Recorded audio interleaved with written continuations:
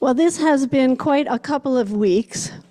Everything from widespread ICE raids in LA and protests against those raids, to the calling out of the National Guard and the Marines, to a sitting US senator being thrown to the ground and handcuffed, to a $50 million military parade held against the backdrop of more than 2,000 No King's Day protests nationwide. Not to mention ICE raids all over Orange County and more protests here in Anaheim.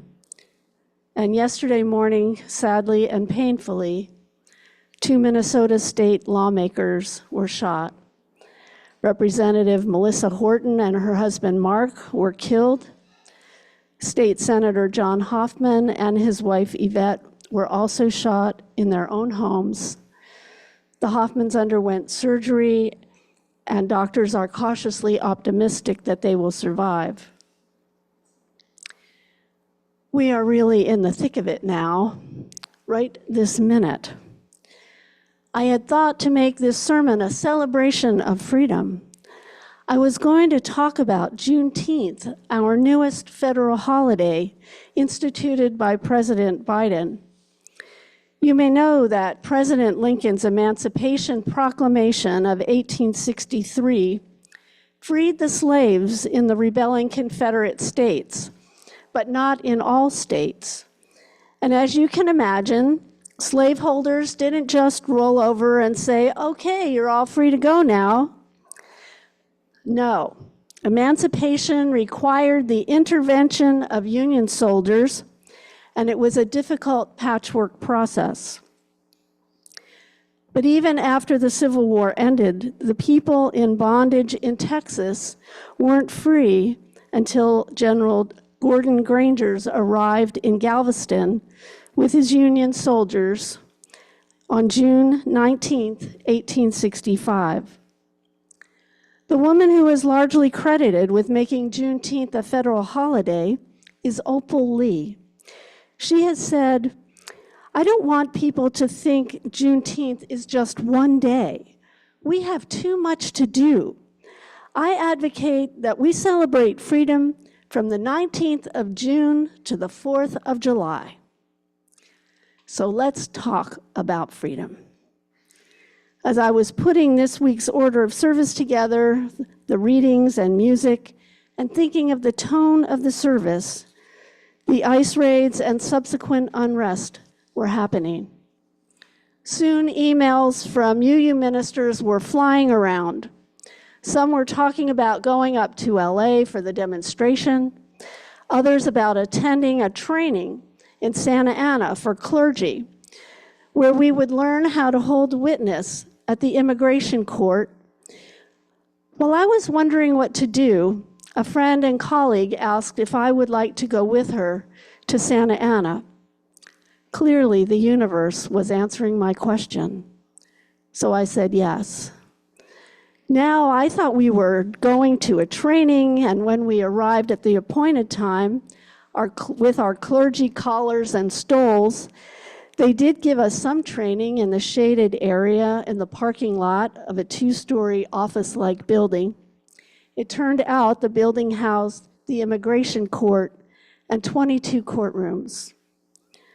Others there who had been trained before us described how earlier that day, after one of the immigration hearings ended, plainclothes ICE personnel quickly and quietly surrounded the immigrant man and whisked him off before anyone realized what was happening.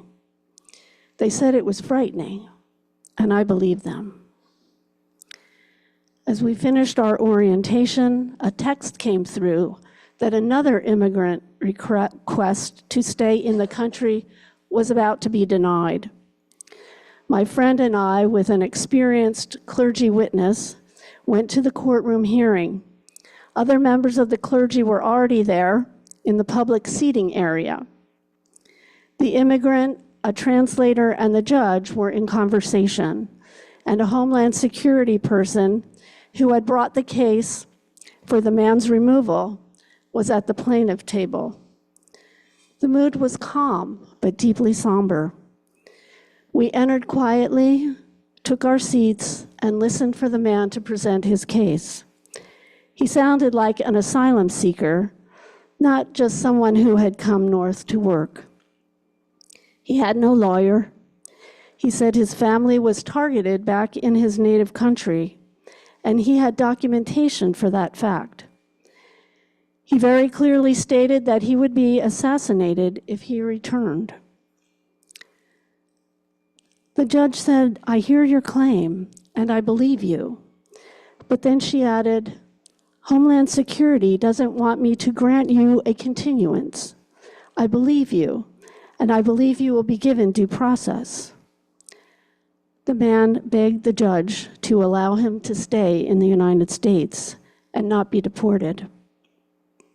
She denied his request, but did offer that he could appeal her decision and said that the man should come back to court in July. He was given court documents and dismissed. When he emerged from behind the railing that separates the public area from the working part of the courtroom, we clergy all stood around and surrounded him. We were not rushed out of the courtroom. One of our clergy group asked if we could take the man's name and his alien registration number. He was more than willing to give it. We also gave him a telephone number to use to make calls for free from within the detention center.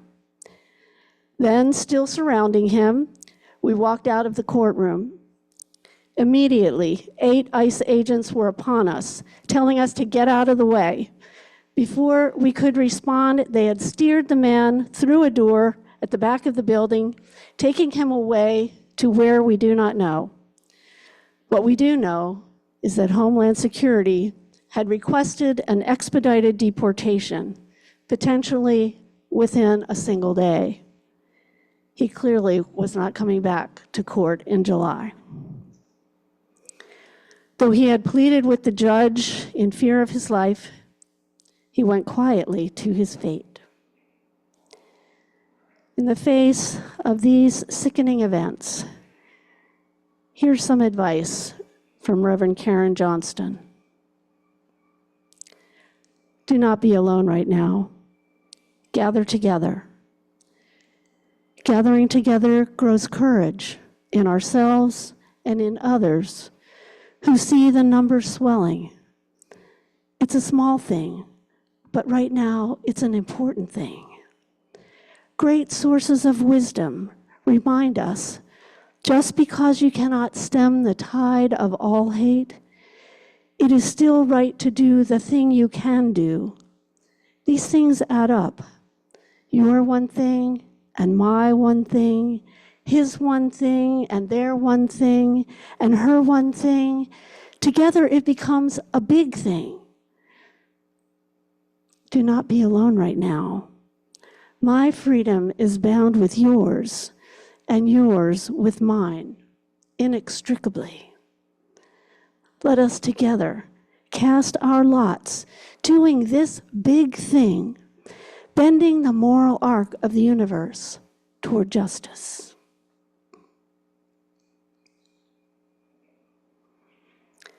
And so I ask, how do we celebrate freedom?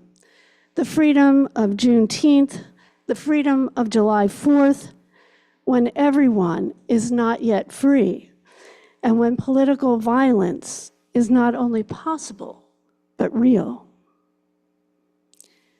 It's a hard question with no simple answers. I think about that immigrant in the courthouse, and I think about many, many others of his number, and also of the people who came before us who were oppressed, about those who fought so bravely and persistently, yet often did not see freedom in their lifetime. And we need to acknowledge that freedom can be different for each of us. For people of color, it can be as simple as walking down the street without being targeted by police or immigration officials, or not being followed around in a department store, or having equal access to good jobs and decent housing and life-giving health care. And we need to recognize that our country has achieved important freedoms, but right now it is hard to celebrate them. Yet we do need to hold on to the fact that slavery did end. Women and African Americans did get the vote. We did win the right to marry whom we love. Because it's important to keep these victories in our minds and hearts in defiance of all the attempts to intimidate us, and because they keep a vision before us that gives us the strength to keep pushing forward. We have expanded civil rights, human rights, and voting rights. We have won the right to marry and create families with those we love, whether in terms of interracial marriage or marriage equality. And importantly, and especially this week, we need to acknowledge and commemorate Juneteenth and the end of chattel slavery in America. Perhaps we think of slavery as ancient history, but did you know that the woman who opened the Smithsonian National Museum of African American History and Culture alongside the Obama family in 2016 was 99-year-old Ruth Odom Bonner, the daughter of an enslaved person? Not the granddaughter, not the great-granddaughter, but the daughter, living her life in freedom when her father had to escape from slavery. When we commemorate the freedoms that we have achieved, it gives us the courage and the inspiration to move forward in the struggle. It connects us to those who have gone before and to those who will come after. So let's see if in this somber moment of reflection, we can feel a connection. I'd like you to take a moment, take a breath, and take a moment to call up the images of your heroes and heroines. Bring them into your imagination. As you think of them, allow yourself to be filled with love and gratitude and admiration for them and their achievements.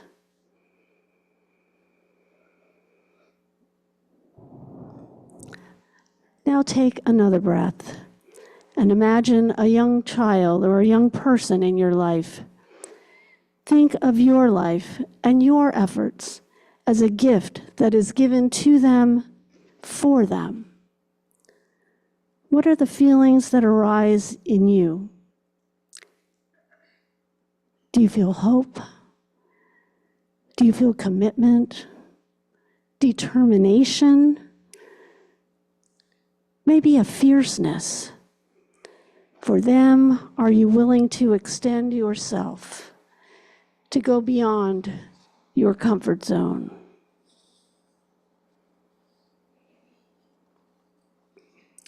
Let's breathe in and out together.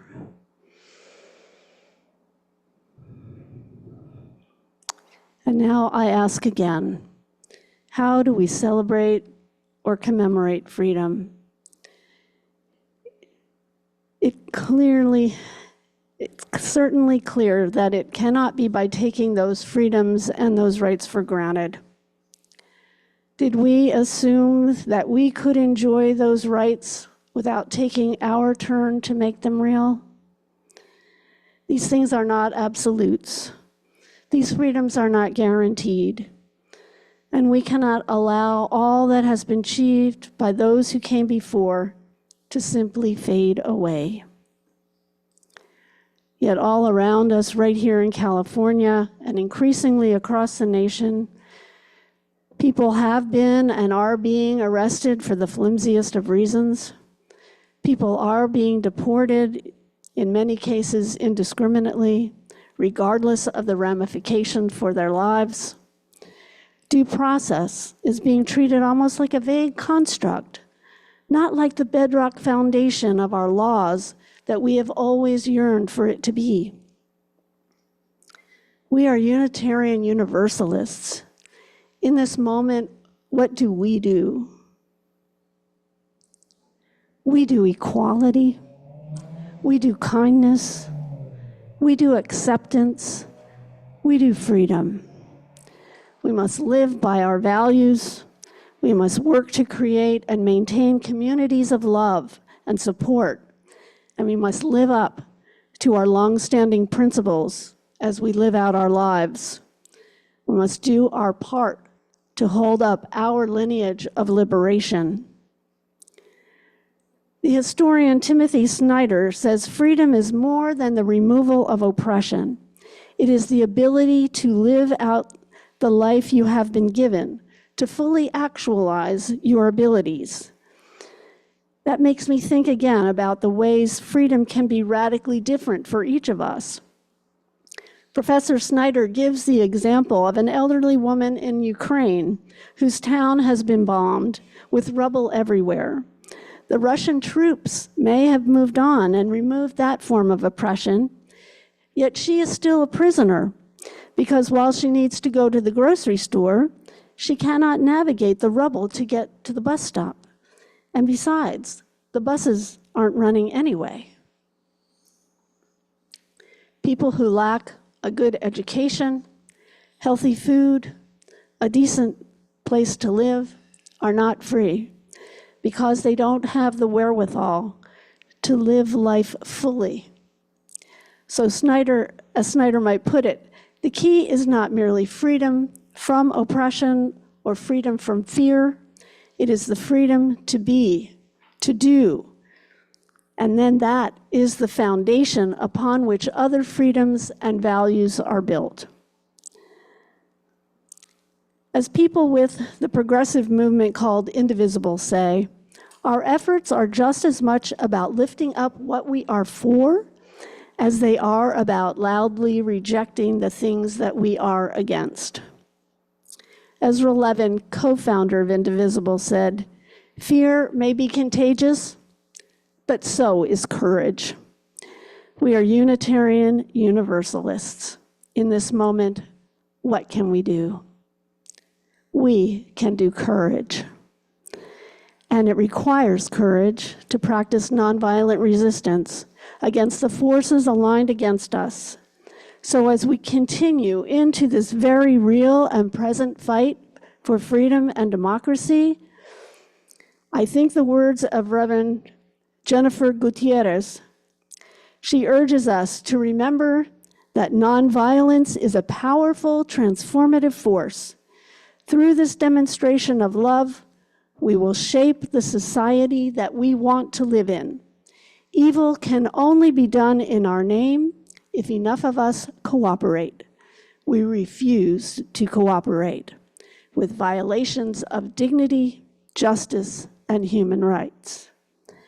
Nothing is more important, nothing more impactful than doing our part, than showing up in our communities the way so many did yesterday at the No Kings Parade protests.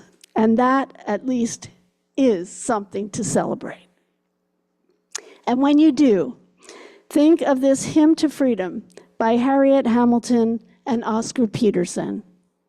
When every heart joins with every heart and together yearns for liberty, that's when we'll be free.